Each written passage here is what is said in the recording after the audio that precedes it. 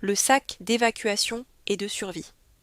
Anticiper ne signifie pas vivre dans la peur, c'est simplement se donner les moyens de réagir efficacement lorsque l'imprévu survient. En cas de catastrophe naturelle, d'incendie, d'inondation, d'accident industriel, de panne généralisée ou de tout autre événement nécessitant une évacuation rapide, disposer d'un sac déjà préparé peut faire toute la différence. Il n'existe pas de sac universel. Son contenu dépend de votre situation familiale, de votre état de santé, de votre environnement et de la nature de la crise. En revanche, on peut distinguer deux grandes catégories de sacs, le sac d'évacuation rapide et le sac d'évacuation autonome. L'objectif n'est pas de transporter toute votre maison, mais uniquement le matériel indispensable pour passer les premières heures, voire les premiers jours, dans des conditions acceptables. Sac numéro 1. Évacuation simple, crise locale temporaire. Ce sac est destiné aux situations où les autorités organisent une évacuation vers un gymnase, une salle communale ou un autre lieu sécurisé. Il doit permettre de rester autonome durant quelques heures jusqu'à environ 24 heures. Un volume de 20 à 30 litres est généralement suffisant. Équipement conseillé. Vêtements.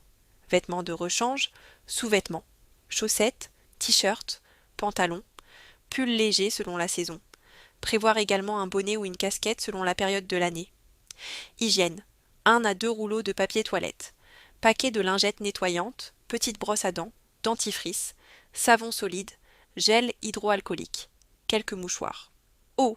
Une gourde remplie ou une gourde vide accompagnée d'une paille filtrante ou d'un petit filtre à eau.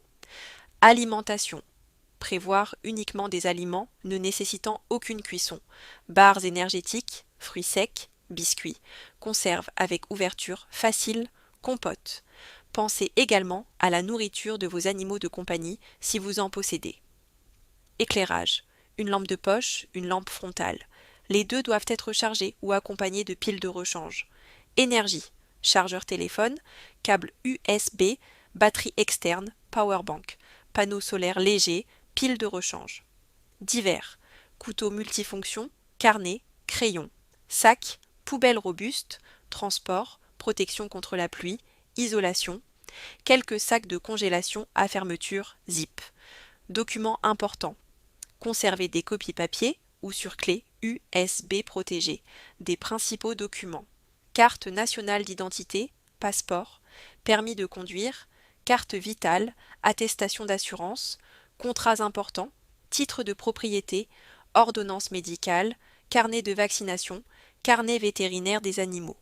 Le tout placé dans une pochette parfaitement étanche. Argent. Prévoir toujours un peu d'argent liquide en petites coupures. En cas de panne bancaire ou électrique, les paiements électroniques peuvent devenir impossibles. Santé. Ne jamais oublier. Traitements médicaux habituels, lunettes de vue, lunettes de secours si possible, lentilles et produits d'entretien. Quelques pansements, antidouleurs courants, désinfectants. Vérifier régulièrement son sac. Un sac d'évacuation n'est utile que s'il est immédiatement opérationnel. Tous les 6 à 12 mois, pensez à contrôler la date limite des aliments, les médicaments, la charge des batteries, l'état des piles, les vêtements selon la saison, les documents administratifs mis à jour. Le jour où vous devrez partir, vous n'aurez probablement pas le temps de préparer quoi que ce soit. Sac numéro 2, évacuation autonome, crise durable.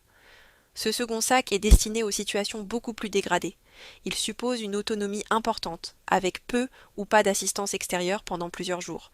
Il s'agit davantage d'un véritable sac de survie que d'un simple sac d'évacuation.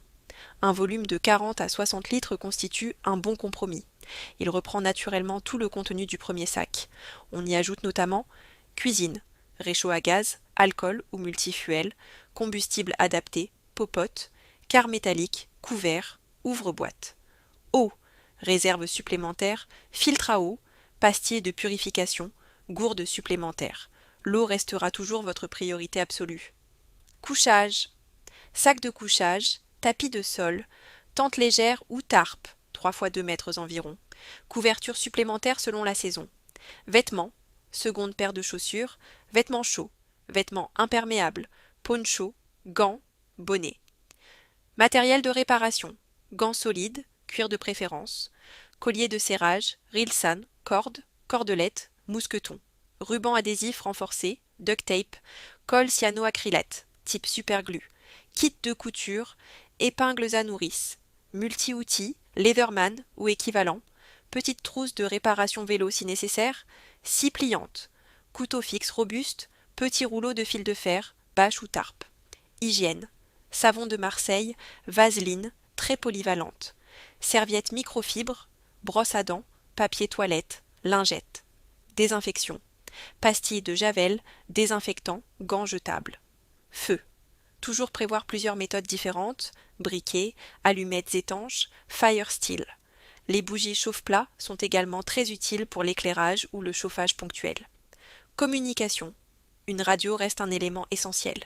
Privilégiez un modèle capable de recevoir F, M, A, M, grandes et moyennes ondes.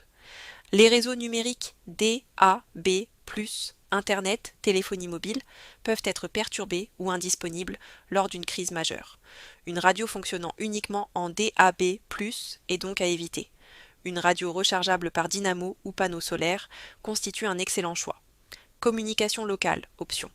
Selon votre niveau de préparation, Talkies-Walkies P MR 446 ou CB. Radio amateur, selon la réglementation en vigueur. Système mèche-tastique, LoRa. Ces solutions permettent de conserver un minimum de communication locale lorsque les réseaux classiques deviennent indisponibles. Diverses. Sacs de course robustes, seaux pliants, quelques sacs étanches, lampes supplémentaires, batterie externe plus importante. Attention au poids. Le meilleur sac est celui que vous êtes réellement capable de porter.